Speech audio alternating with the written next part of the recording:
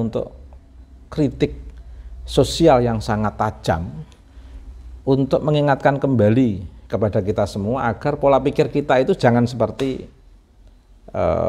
mereka yang hidup sebelum datangnya Islam, seperti mereka yang hidup sebelum risalah Nabi Muhammad SAW yang lebih mengedepankan kenasaban, mengunggul-unggulkan nasab, meremehkan mereka yang tidak punya nasab, sistem perbudakan, sistem perekonomian yang menindas masyarakat lemah dan mengunggulkan mereka yang memiliki permodalan.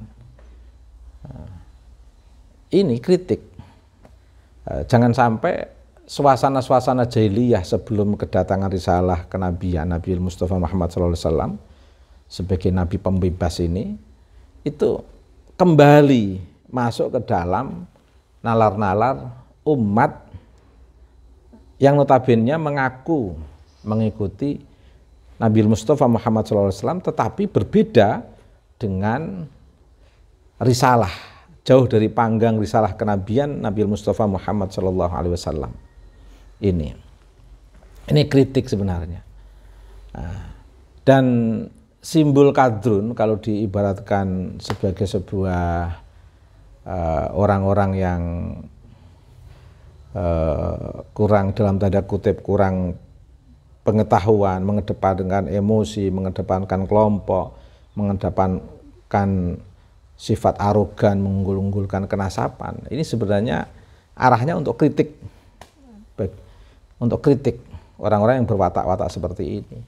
Dan ini yang sebenarnya juga ingin dibenahi oleh Nabi Mustafa Muhammad SAW. Dan watak-watak seperti ini kan sebenarnya juga watak yang sebenarnya harus diperbaiki.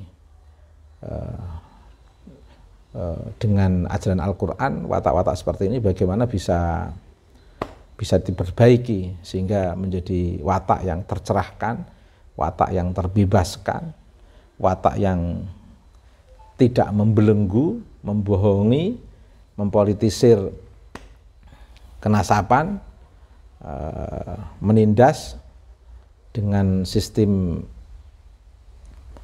ekonomi yang merugikan masyarakat yang tidak punya modal, masyarakat pekerja. Ini kan yang sebenarnya ingin diperbaiki oleh Nabi dalam risalah kenabian Nabi Mustafa Muhammad SAW, dan yang sebenarnya menjadi objek-objek pendampingan yang ditekankan di dalam Al-Quran, yang bagi siapapun bisa mengambil bagian untuk memberikan pendampingan kepada orang-orang seperti ini. Lah, di era modern seperti sekarang ini masih ada orang-orang yang berwatak jahiliyah, mengunggul-unggulkan kenasaban, membohongi, mempolitisir ketokohan tertentu, mengelabui masyarakat. Maka kemudian diidentikan dengan kadrun ini itu tadi. Nah, kalau perspektif kadrun dalam perspektif ini kan justru malah baik, karena memang watak-watak seperti ini yang ingin diperbaiki oleh Nabi, watak-watak seperti ini yang diperintahkan oleh Al-Quran untuk dicerahkan. Nah, jadi menurut saya tergantung perspektif. Kalau mengungkapkan istilah kadrun yang permasalahannya sebagaimana yang diangkat oleh Kiai Idrus Romli, mungkin jawabannya ya seperti yang beliau ungkapkan sendiri, yang disesuaikan dengan permasalahan yang beliau keluarkan. Tetapi munculnya istilah kadrun di sosial media itu kan bisa dipahami dari beberapa perspektif yang bagi orang-orang tertentu bisa mengambil pemahaman sesuai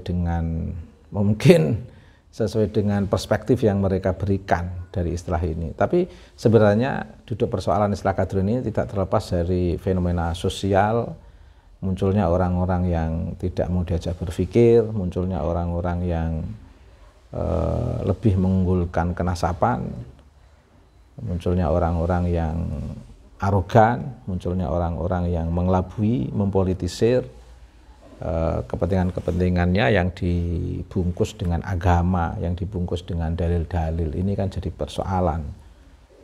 Nanti apa bedanya dengan masa sebelum risalah kenabian, apa bedanya dengan masa sebelum masyarakat mengenal ajaran-ajaran Al-Quran yang suci dan agung. Maka istilah ini dikeluarkan. Menurut saya penggiat sosial media itu punya trik yang menarik menurut saya dalam konteks ini untuk mengisi ruang-ruang diskursus dan dialog, tetapi agak menjadi ya tidak apa-apa kalau kemudian tiba-tiba dikaitkan dengan perspektif teologis atau ilmu kalam itu. Ya, saya kira itu. Ya, moga